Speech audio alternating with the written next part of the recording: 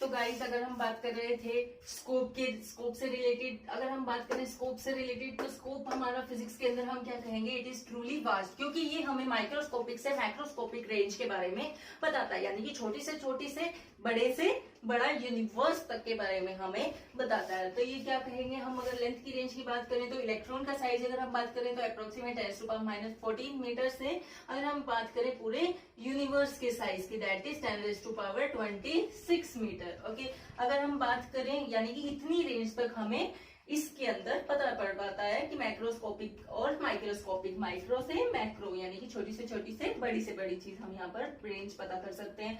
और time range की अगर हम बात करें तो इसको हम 10⁸ से डिवाइड कर देंगे, इसको हम 10⁸ से डिवाइड करके हमारे पास क्या आ जाएगा, टाइम की रेंज, यानी कि 10⁻22 टू 10⁸18। 10⁸ हमारा क्या है, speed of light.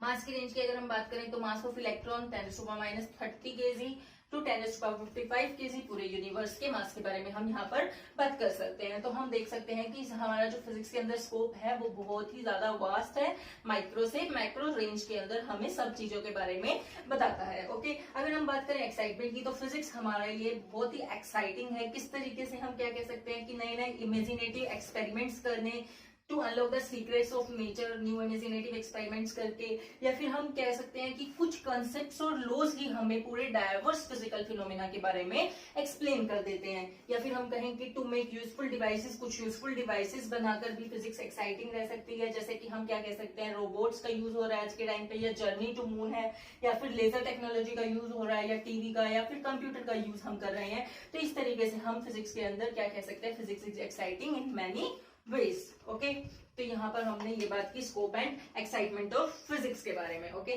Thank you.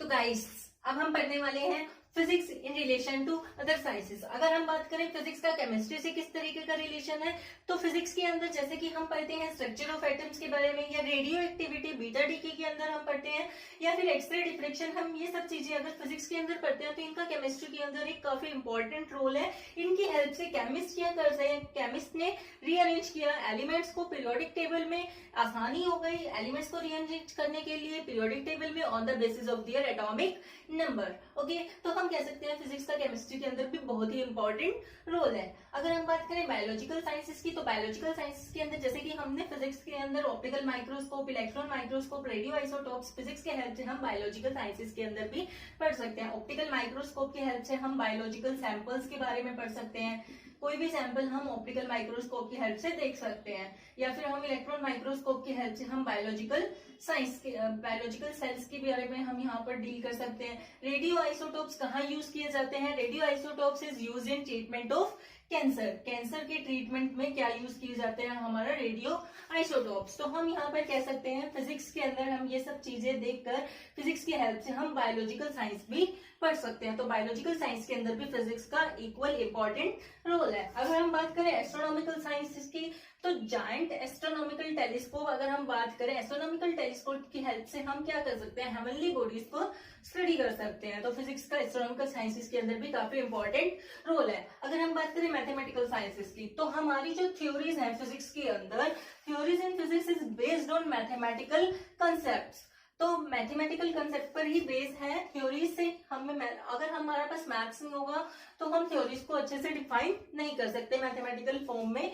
तो मैथ्स हमारा जो है वो एक पावरफुल कंसेप्ट है, किसके लिए, फिजिक्स के अंदर। तो फिजिक्स के लिए, फिजिक्स का मैथमेटिकल साइंसेस में भी, फिजिक्स के अंदर मैथमेटिकल साइंसेस का भी काफी रोल है। अगर हम बात करें physics in relation to society, society से कैसे रिलेटेड है, तो अगर हम बात करें TV, radio, audio video systems, तो ये हमारा क्या है कि हम आज के टाइम पर इंस्टेंटली मैसेजेस ट्रांसमिट कर सकते हैं, वो सब किसकी हेल्प से, फिजिक्स की हेल्प से ही। अगर हम बात करें टेलीफोन की, टेलीफोन भी हम यहाँ पर इजीली कहीं भी मैसेज कर सकते हैं, टीवी कहीं भी एक अच्छा मीन्स ऑफ कम्युनिकेशन है, रैपिड मीन्स ऑफ ट्रांसपोर्ट, यानी कि बहुत इजीली हम कहीं भी पहुंच सकते हैं, या फिर exploration of new sources of energy, ये सब हमारा फिजिक्स के अंदर, सोसाइटी के अंदर काफी इंपॉर्टेंट रोल है फिजिक्स का भी हमारा।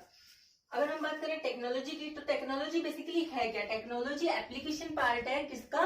Principle of physics in practical purposes. Practically हम किस तरीके से फिजिक्स के कॉन्सेप्ट्स को यूज करने वाले हैं। कई बार क्या होता है कि टेक्नोलॉजी नई फिजिक्स को देती है और कई बार फिजिक्स जो है हमें नई टेक्नोलॉजी दे देती है।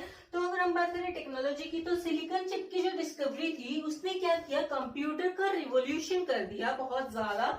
अगर हम बात करें कि टेक्नोलॉजी ने न्यू फिजिक्स दी, अगर हम बात करें फिजिक्स न्यू टेक्नोलॉजी दे रही है, तो on the basis of fundamental laws of electricity magnetism हमें क्या मिला? Wireless communication. तो हम यहाँ पर कह सकते हैं टेक्नोलॉजी यानी कि प्रैक्टिकली एप्लीकेशन पार्ट में भी फिजिक्स का बहुत ही इंपॉर्टेंट रोल है। तो हम कह सकते हैं फिजिक्स दूसरी साइंसेस से भी किस तरीके से रिलेटेड है, किस तरीके से वो केमिस्ट्री से, बायो से, एस्ट्रोनॉमिकल साइंसेस, मैथमेटिकल या सोसाइटी या फिर टेक्नोलॉजी से कैसे रिलेटेड है। ओके, तो ये सब यहाँ पर हम पढ़ने वाले हैं।